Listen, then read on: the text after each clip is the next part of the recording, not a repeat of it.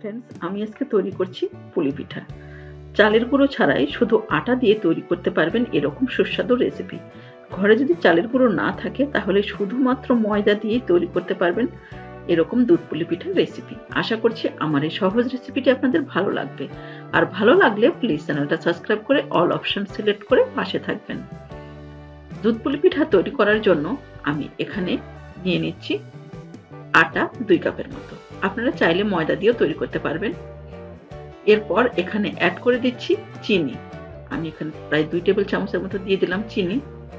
চিনিটা দিয়ে খুব ভালোভাবে মিশিয়ে নিতে হবে আটার মধ্যে। এরপর মিশিয়ে নেওয়ার পর এখানে অ্যাড করে দিতে হবে গরম জল। তবে ফুটন্ত গরম জল না, উষ্ণ গরম জল দিয়ে এটা একটা সুন্দর ডো তৈরি করে নিতে হবে। তো জলটা কিন্তু একবারে দেওয়া যাবে না, জলটা একটু বারে বারে দিয়ে আটাটা মেখে নিতে হবে। আমরা সচরাচর রুটির জন্য যেরকম একটা ডো তৈরি করি ঠিক সেরকম একটা ডো তৈরি করতে হবে। তো আমি খুব ভালোভাবে একটা সুন্দর ডো এখানে তৈরি করে নিলাম। এটা আমি প্রায় সাইড করে 5 থেকে 7 মিনিটের মতো ঢাকা দিয়ে রেখে দিচ্ছি। এরপর আমি ভেতরের পুরটা তৈরি করার জন্য কিছুটা নারকেল এখানে দিয়ে দিলাম। আর এখানে দিয়ে দিচ্ছি খেজুরের গুড়। আর দিয়ে দেবো একটুখানি জল। এতে করে গুড়টা তাড়াতাড়ি গলে যাবে। খুব ভালোভাবে মিডিয়াম হিটে 2 থেকে 3 মিনিটের মতো ঠিক এইভাবে নেড়ে নিতে হবে। এতে করে গুড়টা খুব তাড়াতাড়ি গলে যাবে। তো 3-4 মিনিটের মতো ঠিক এভাবে জাল করে নেওয়ার পর গুড়টা যখন গলে যাবে তখন এখানে অ্যাড করে দিতে হবে ঘন করে জাল করে রাখা দুধ। আমি এখানে প্রায় 1 কাপ দুধ দিয়ে দিলাম। তবে আপনারা চাইলে এখানে গুঁড়ো দুধও অ্যাড করতে পারবেন। দিয়ে খুব ভালোভাবে মিশিয়ে নিতে হবে। এতে করে নারকেলটা খুব ভালোভাবে সেদ্ধ হবে। তো 4-5 মিনিটের মতো ঠিক এইভাবে জাল করে নিতে হবে দুধটা শুকিয়ে যাওয়া পর্যন্ত। তো দুধটা শুকিয়ে যাওয়ার পর কিন্তু এখানে অনবরত নাড়তে হবে। না হলে কিন্তু নারকেলটা প্যানে লেগে যাবে। তো ঠিক এইভাবে অনবরত নেড়ে নেওয়ার পর নারকেলটা আমার একদম রেডি হয়ে গেল। এটা আমি ঠান্ডা হওয়ার জন্য গ্যাসটা বন্ধ করে দিলাম। এরপর আমি এটা একটা প্লেটে উঠিয়ে নেব, যাতে খুব ভালোভাবে পুরটা ঠান্ডা হয়ে যায়। আর এখানে আমি পিঠাগুলো তৈরি করে নেব। তো ছোট একটা লেচি কেটে নিলাম। নিয়ে গোল একটা শেপ দিয়ে নিলাম। এরপর হাতে একটুখানি ময়দা নিয়ে নিলাম। নিয়ে সুন্দরভাবে একটা শেপ তৈরি করব একটা বাটির মতো।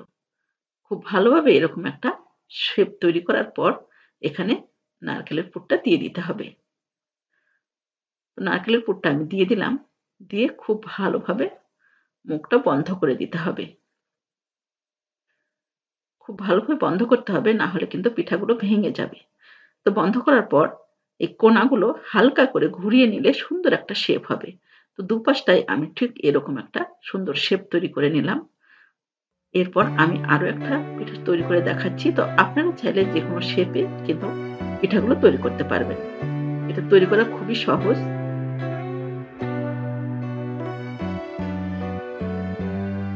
তো অবশ্যই এইভাবে তৈরি করবেন। আমি সমস্ত পিঠাগুলো ঠিক এইভাবে তৈরি করে নিলাম। পিঠাগুলো আমার রেডি হয়ে গেল। এরপর আমি এখানে নিয়ে নিলাম 2 লিটারের মতো দুধ। দুধটা আমি মিডিয়াম হিটে 5 থেকে 7 মিনিটের মতো জাল করে নেব। এতে করে দুধটা ঘন হয়ে যাবে। তো 7 মিনিটের মতো দুধটা জাল করে নেওয়ার পর এখানে পিঠাগুলো দিয়ে দেব। তো আমি পিঠাগুলো এখানে অ্যাড করে দিচ্ছি। পিঠাগুলো সাবধানে ছাড়তে হবে, না হলে কিন্তু গরম দুধটা উপরে উঠে আসবে। তো সমস্ত পিঠাগুলো দেওয়ার পর এখানে খুব ভালোভাবে নেড়ে নিতে হবে। পিঠাগুলো যখন ফুটে উঠবে তখন এখানে অ্যাড করে দিতে হবে কয়েকটা এলাচ। এরপর আমি 8 থেকে 10 মিনিটের মতো পিঠাগুলো খুব ভালোভাবে জাল করে নেব। এতে করে পিঠাগুলো খুব ভালোভাবে সেদ্ধ হবে। এই পর্যায়ে এখানে অ্যাড করে দিচ্ছি খেজুরের গুড়। খেজুরের গুড়টা দিয়ে খুব ভালোভাবে মিশিয়ে নিতে হবে, যাতে গুড়টা খুব ভালোভাবে গলে যায়। এরপর এখানে আমি অ্যাড করে দেব চিনি। এতে করে সুন্দর একটা প্রপার টেস্ট আসবে। শুধু গুড়ে কিন্তু সেই টেস্টটা আসবে না। খুব ভালোভাবে জাল করে নেওয়ার পর আমি গ্যাসটা বন্ধ করে দিচ্ছি। দুধটা কিন্তু অনেকটাই ঘন হয়ে গেছে। ঠিক এই পর্যায়ে গ্যাসটা বন্ধ করে দিতে হবে। তো আমার সমস্ত পিঠাগুলো কিন্তু একদম রেডি হয়ে গেল। এটা ঠান্ডা হওয়ার পর কিন্তু অনেকটাই ঘন হয়ে যাবে। আর পিঠাগুলো কিন্তু খুব ভালোভাবে সেদ্ধ হয়েছে। আর এটা তৈরি করা খুবই সহজ। আশা করছি আমার এই সহজ রেসিপিটি আপনাদের ভালো লাগবে। আর ভালো লাগলে প্লিজ লাইক, কমেন্ট এবং শেয়ার করে পাশে থাকবেন। তো আজ এ পর্যন্তই। ভালো থাকবেন।